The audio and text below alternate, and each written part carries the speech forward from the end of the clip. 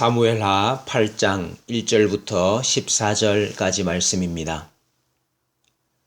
그 후에 다윗이 블레셋 사람들을 쳐서 항복을 받고 블레셋 사람들의 손에서 메덱 암마를 빼앗으니라.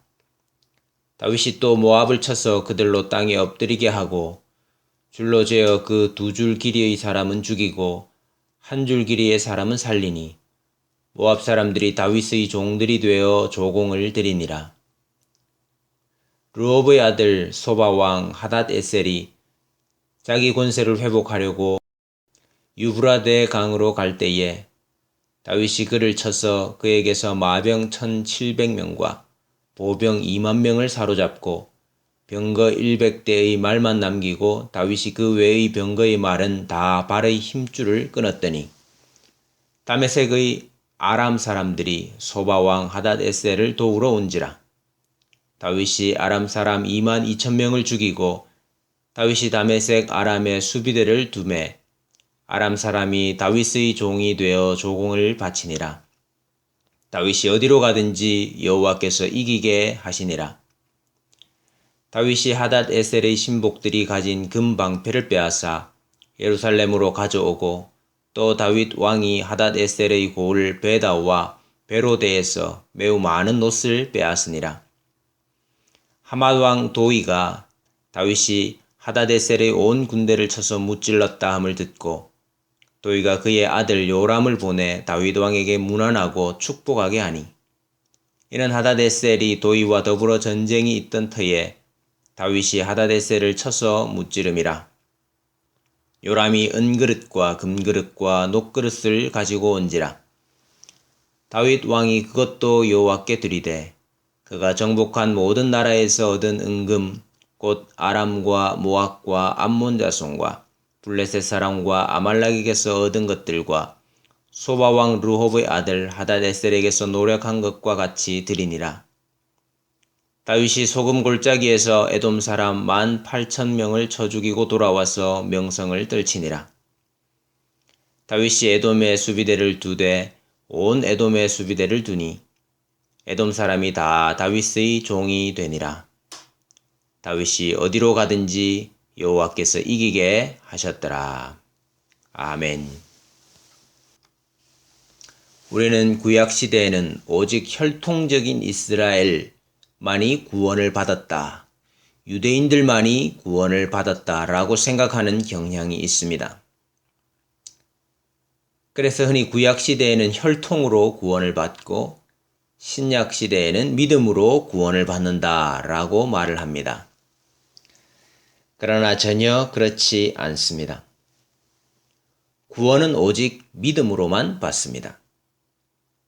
구약시대에도 혈통적 이스라엘이 다 구원을 받은 것이 아니라 그 가운데서 오직 믿는 자만이 구원을 받았습니다. 구약시대든 신약시대든 믿음으로 구원을 얻는 것에는 차이가 없습니다. 단지 구약과 신약의 차이가 있다면 구약시대에는 구원의 문이 이방을 향해서는, 이 세상을 향해서는 제한적이었다는 것이요. 신약시대에는 그 문이 온 세상으로 활짝 열렸다는 것입니다. 구약시대에는 구원의 문이 이방에 대해서는 제한적이었습니다.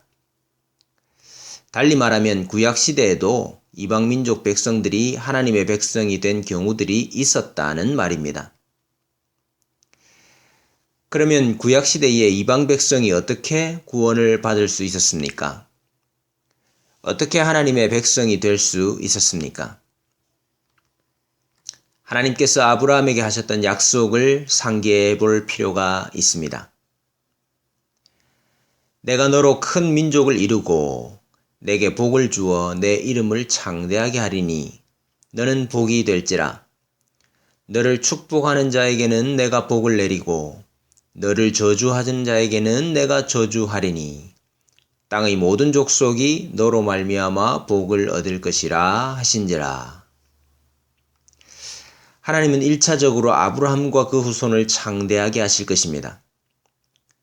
그러나 그것으로 끝나지 않고 땅의 모든 족속이 아브라함과 그 후손을 통해서 복을 얻는 데까지 나아갑니다. 그런데 땅의 모든 족속이 복을 누리는 방법이 무엇인가? 너를 축복하는 자에게는 내가 복을 내리고 너를 저주하는 자에게는 내가 저주하리니입니다. 다시 말해 아브라함과 그 후손들을, 즉 이스라엘을 인정하고 받아들이고 축복하는 자들이 복을 누리게 되는 것입니다. 이스라엘 공동체 안으로 들어오면 되는 것입니다. 이스라엘 공동체는 하나님을 섬기는 교회이기 때문이죠. 이스라엘 안에서 선지자들을 통해서 하나님의 말씀을 듣고 하나님을 만납니다. 제사장들을 통해서 하나님께 나아가게 됩니다. 왕의 통치를 통해서 하나님의 말씀대로, 즉 율법대로 살아가게 됩니다. 즉 이방이 이스라엘 공동체 안으로 들어옴으로 그들이 하나님의 백성이 되고 하나님 백성의 공동체에 속하게 되는 것이지요. 아브라함에게 하셨던 이 약속은 신약 시대에 가서 비로소 이루어진 약속이 아니라 아브라함 이후로부터 계속 성취되어 온 약속인 것입니다. 그래서 실제로 이스라엘 공동체 내에 이 모양 저 모양으로 수많은 이방인들이 들어와 있었습니다. 요셉의 아내이자 므낫세와 에브라임의 어머니는 애굽 사람이었습니다. 출애굽할 당시에도 이스라엘 백성들만 나온 것이 아니라 그들과 함께 잡족들이 나왔죠. 이스라엘 백성들은 이방인을 종으로 삼을 수도 있었습니다. 우리는 종으로 삼는다는 것을 부정적으로만 생각을 하는데 사실 이방인을 종으로 삼는다는 것은 그들이 하나님 백성의 일원이 된다는 뜻입니다. 오늘날로 말하면 개종을 한 것이요, 전도를 한 것입니다. 사울의 군대나 다윗의 군대 내에서도 이방인들이 많았지요. 사울의 병기 잡은 군사는 아말렉 사람이었습니다. 도액은 에돔 사람이었습니다. 다윗의 충신이었던 우리아는 헷 사람이었습니다. 라합은 가나안 족속이었고 룻은 모압 여인이었습니다. 이들은 이방인이었음에도 불구하고 구약시대의 교회 일원이 되었던 사람들입니다. 오늘 본문 말씀은 다윗이 주위의 이방 민족들을 정복하는 장면을 보여주고 있습니다. 다윗이 이방을 정복했다 하는 것은 두 가지 의미가 있습니다. 첫째는 주위의 원수들을 무찌르고 정복하는 것이죠. 이스라엘의 대적을 없이 하는 것입니다. 그렇게 함으로써 안식을 가져올 수 있습니다. 그러면 모조리 다 죽이는 것입니까? 아니지요. 다윗에게 항복하지 않은 자들을 무찌르는 것입니다. 아브라함의 언약대로 말하자면 너를 저주하는 자에게는 내가 저주하리니입니다. 그들은 이스라엘을 인정하지 않고 대항하는 자들이며 이스라엘에 항복하여 이스라엘의 종이 될 생각이 없는 자들입니다. 그런 자들은 무찌르고 죽이게 되는 것이죠. 반면 다윗에게 항복하고 조공을 바치고 이스라엘의 종이 되는 자들도 있었습니다. 이들은 아브라함 언약대로 말하자면 너를 축복하는 자들인 셈입니다. 다윗의 정복 전쟁은 이런 자들에게 하나님 백성의 공동체로 속할 수 있는 가능성을 열어두는, 오늘날로 말하자면 전도인 셈입니다. 1절에 보면 블레셋 사람이 항복했습니다. 2절에는 모압 사람이 다윗의 종들이 되었습니다. 6절에는 아람 사람이 다윗의 종이 되었습니다. 10절에는 하맛 왕이 다윗에게 문안하고 축복했으며 그들이 가지고 온 예물을 다윗이 받아 여호와께 드렸습니다. 14절에는 에돔 사람이 다윗의 종이 되었습니다. 땅의 모든 족속이 이스라엘로 말미암아 복을 누리고 있는 것입니다.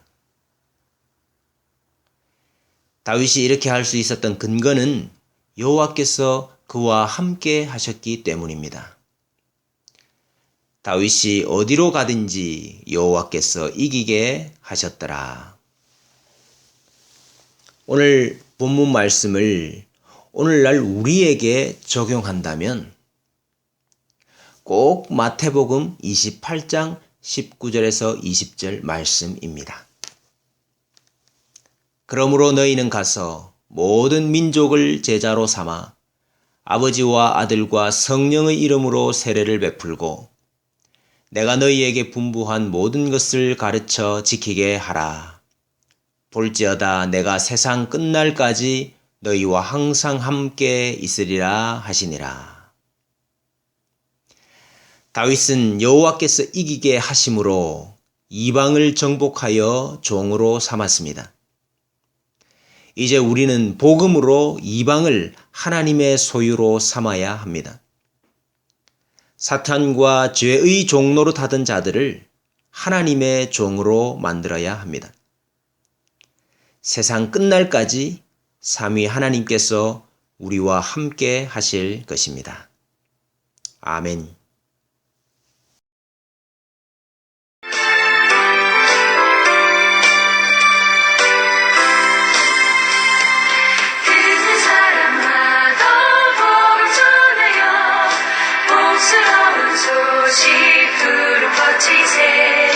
모든 사람에게 전해 소식을 어느 누구나 오라 어느 누구나 주께 나와라 어서 와서 주의